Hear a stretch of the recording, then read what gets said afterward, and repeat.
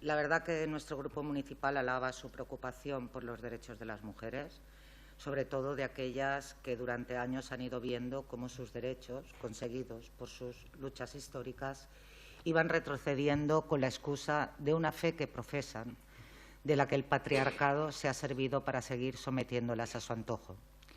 Recordamos que en Irán, por ejemplo, ya en los años 60, en concreto en el 63, la mujer tenía derecho al voto, acceso a la educación superior, aumentó su participación laboral y en el 67 se aprobó la Ley de Protección Familiar, limitando la poligamia y otorgándoles derechos en divorcio y custodia de hijos e hijas.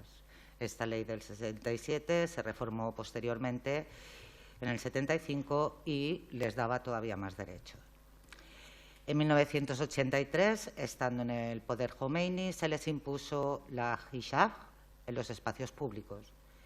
Pero la hijab, aún impuesta por un ayatolá, nada tiene que ver con la religión islámica, ni se trata de un velo islámico, como ustedes manifiestan en su exposición.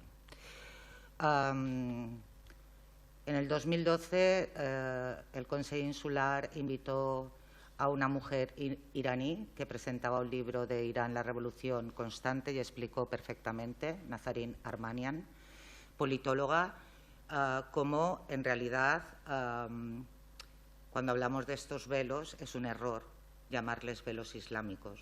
No es el Islam, no es el Corán que obliga a llevarlo. Es el patriarcado del que se han aprovechado los poderes fácticos, como siempre hacen. Voy a leer textualmente una explicación que ella da en un medio de comunicación pública. Burka, chador, niqab y otras formas de cubrirse la cabeza de algunas mujeres en el mundo musulmán no son el velo islámico. De hecho, tal concepto simplemente no existe en el Corán. En ninguna parte del libro sagrado de los musulmanes se les exige, ni siquiera se les recomienda cubrirse la cabeza, ni mucho menos llevar un velo integral que les cubra todo el cuerpo, incluido el rostro. De las 8 veces que aparece el término hijab, velo, en el Corán, ninguna hace referencia a la prenda que camufla el pelo. En dichos versículos, el sentido de la palabra es cortina que separa espacios físicos, el privado, del público. Sin duda, tanto los graves problemas y dificultades en las traducciones de una lengua local antigua a las modernas, así como las interpretaciones distintas y muchas veces contradictorias de diferentes doctores en la fe, son causas de la discrepancia sobre el sentido de términos coránicos. Bueno, en el 2010, antes de que viniese esta mujer, tuve tiempo suficiente como para dedicarme a leer y me interesaba mucho el tema de la mujer en el Corán, igual que me ha interesado la mujer en la Biblia, y realmente me dediqué a leer diferentes libros que iban en este sentido, y todas las personas que escribían, mujeres islámicas, coincidían en que es una imposición social que les viene dada y que nada tiene que ver con su credo. Mientras el movimiento feminista occidental y el propio movimiento feminista islámico se han enfrentado continuamente a los regímenes que hacían cada vez más estrictos y limitantes en relación a sus derechos a las mujeres, ¿dónde estaban ustedes? Cuando alzaron la voz, firmaron manifiestos, salieron a la calle por luchar por esos derechos. Se lo decimos nosotros, ustedes no estaban. Y justo ahora, a los pocos meses de visualizar un anuncio publicitario de Vox, donde se utiliza el dibujo de una mujer con burka, justo ahora ustedes presentan una moción donde se refieren al velo integral o burka como velo islámico. Error. No sabemos si por desconocimiento o con la intención de provocar más rechazo social hacia el colectivo. Y además proponen que se prohíba su uso en espacios públicos. O sea, es un velo que les viene impuesto y encima, ¿qué pretendemos? ¿Castigarlas todavía más?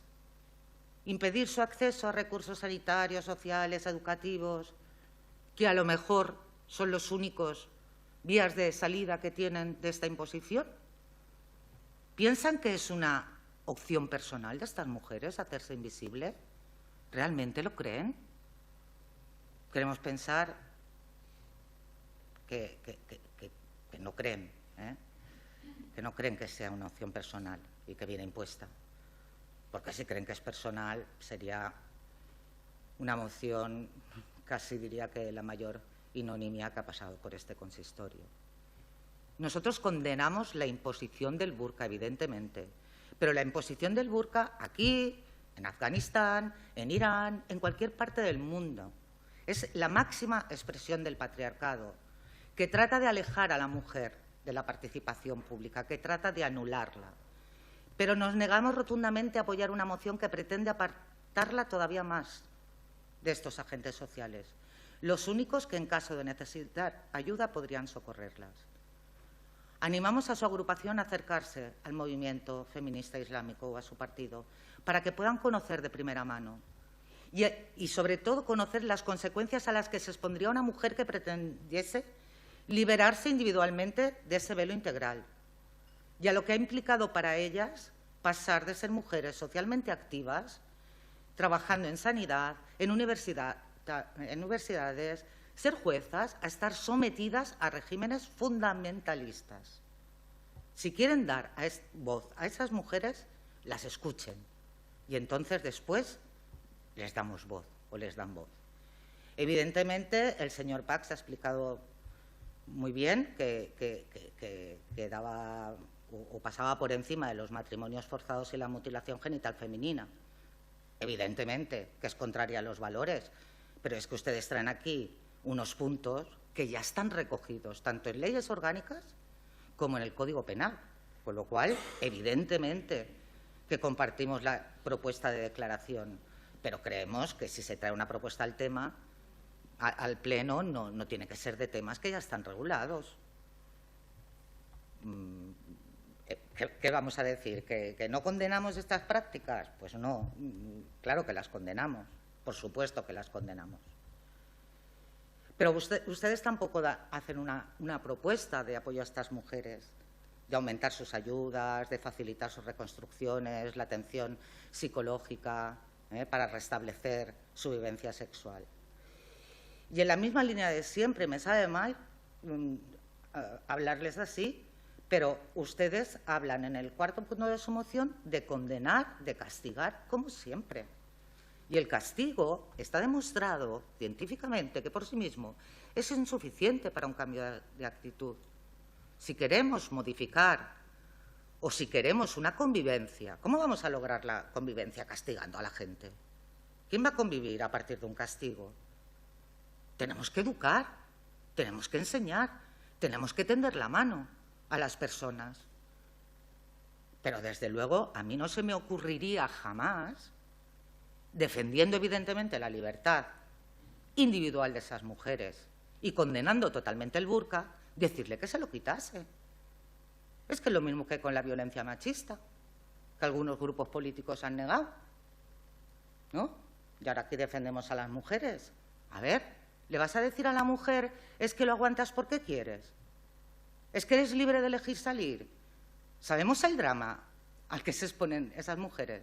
Es que de verdad, lo digo con todo el cariño del mundo, no quiero machacar a nadie, pero es que me parece que el sentido de la moción es un poco ofensivo, en el sentido de que está forzando, primero, a que nosotros demos por bueno que esa forma de cobertura es propio de una fe, cuando no es cierto, es propio de quienes han apoderado de esa fe para someter a las mujeres.